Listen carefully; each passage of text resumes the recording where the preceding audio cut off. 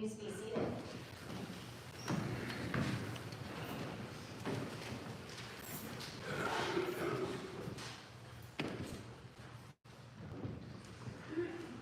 Last week, we celebrated St. Francis Day.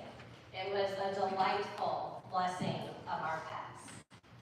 St. Francis, as I shared with the children, was once a wealthy prince. He heard a call from God and began to discern a path of faith and life that was completely different from the one of riches and crusades that he knew.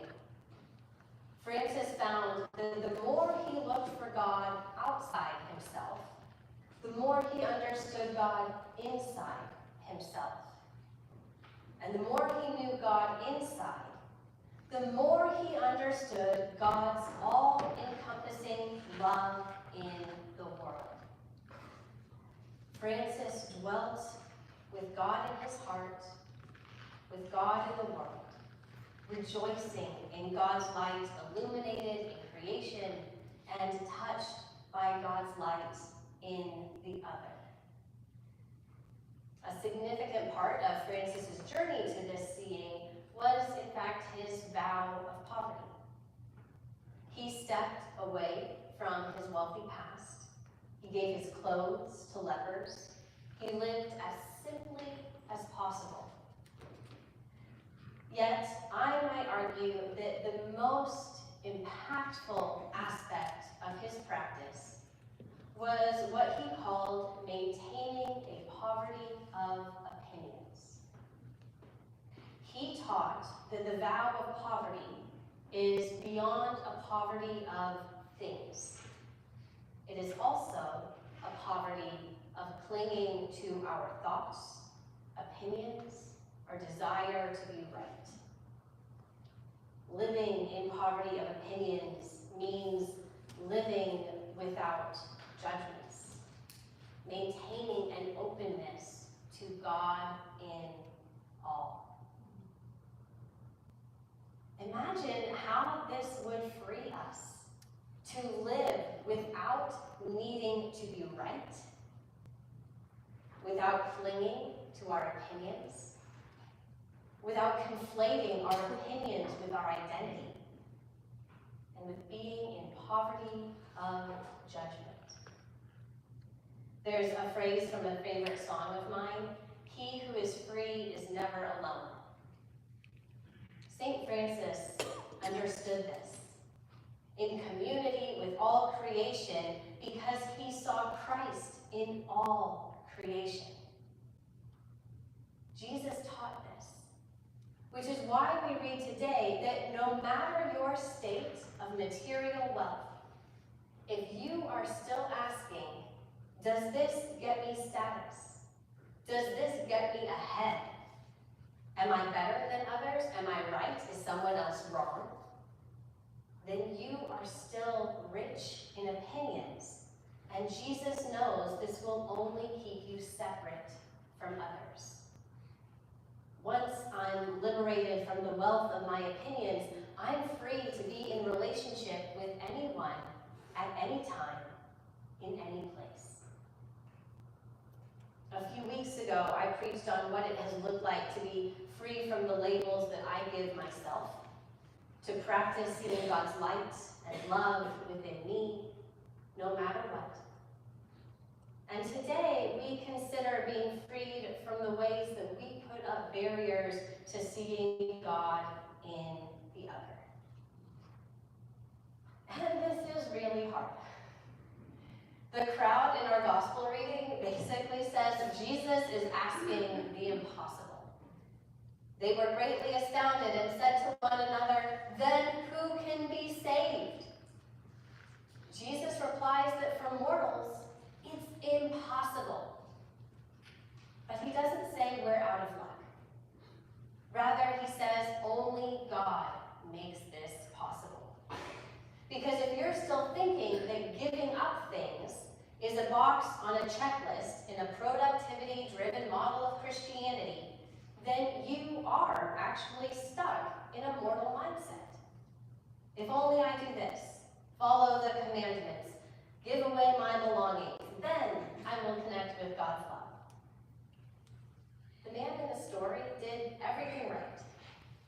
followed the commandments. He studied his faith. He comes running to Jesus. Am I there yet? Am I good? Am I right? Am I better? Am I holy? His mind has engaged his faith. His to-do list has engaged his faith. But has his heart? The Greek term used to describe Jesus looked at him and loved him. It's kind of tricky to translate. It's more of like a conflated action. Maybe something more like Jesus saw him with eyes of love. Or Jesus looks into his heart, seeing him as beloved. One action. This seeing is the example that we are called to follow. Can we see with the look of God's love? Then who can be saved? Because that sounds really hard. The crowd knows how hard it is. Impossible. But this is the path of faith. It is an impossible one. And because of that, we keep trying. Our baptismal vow to love our neighbor, to seek and serve Christ in all, as I've said, it offers us a wonderful imagination for what can be, but it is not a destination that we will get to. It is an ongoing, unfolding way of being. And it takes practice and commitment to see like this. St. Francis dedicated his life to it. No team goes out and wins the Super Bowl on the first day. There's a preseason, there's practice, there's the regular season, there's postseason. There's a lot of time spent trying and trying again. Being coached, cheering one another on, coming back and trying it again the next year. And I can give you a list of things that I am right about. Daniel Craig is the best James Bond. Belgian IPA is a beer style that should never have been made. The West Coast is the best coast. And Gonzaga is the best college basketball program. When I hear someone say that they are a Duke fan, I used to feel defensive. Will they try to convince me that Duke is better than Gonzaga? Are they going to throw Coach K's stats in my face? So almost before even hearing anything, I would be thinking about what am I going to say? How am I going to respond? All based on my attachments to my opinions. What I've had to learn and what I've had to practice is an open-hearted seeing and curiosity. How did you come to be a Duke fan? Are you alum, family, geography? What do you think about Coach K's retirement and the future of the program? And I notice my own sensations, right? I'm probably sweating a little bit more, maybe shaking a little bit. Some of you are Duke fans. And I offer myself compassion in that moment, right? This is hard. This is not like talking to a fellow Gonzaga fan.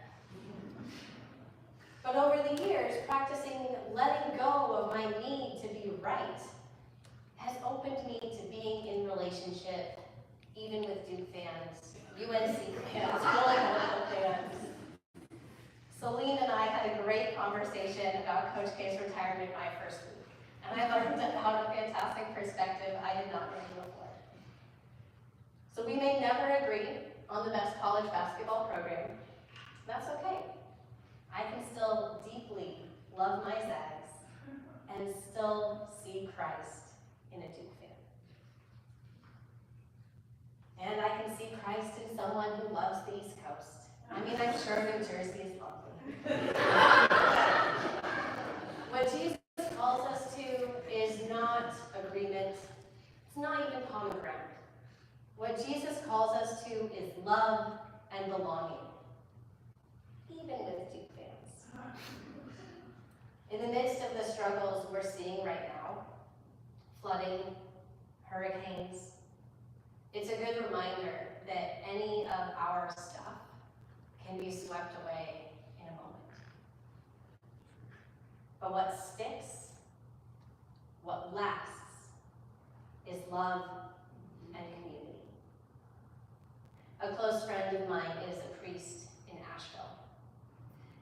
And when I asked him how the service went last Sunday, he said, and this is over a few text messages, "We didn't have power, but today was a good day. Honestly, the most honest and powerful worship I've ever been a part of. People were so happy to be around each other and to talk with each other. Right before the service and during the peace, people were so chatty, it felt like I was in a bar, LOL. There's been lots of mutual aid. People have traveled to set up aid here. People cooking spaghetti, lentils, rice, just on the side of the street. Also, when I first went out, people started having grill parties, grilling everything in their freezer and sharing it around. It's been the best part of all of this.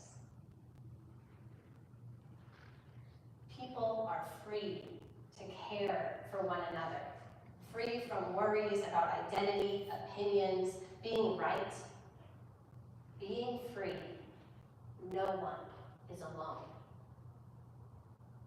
St. Matthew's is a place where we practice seeing and sharing love. This is a place of belonging, free from whatever our culture or context or history or alumni status has told us is right and good, in which we prioritize being together and caring for each other. We connect with God and one another through a profound commitment to community, to joy, to delight in each person gathered. And my hope is that we take this into the rest of our lives, knowing that we have a community that supports this impossible journey of poverty, of love, because we are never alone and we are never done. The love we share and the community that we create, that will outlast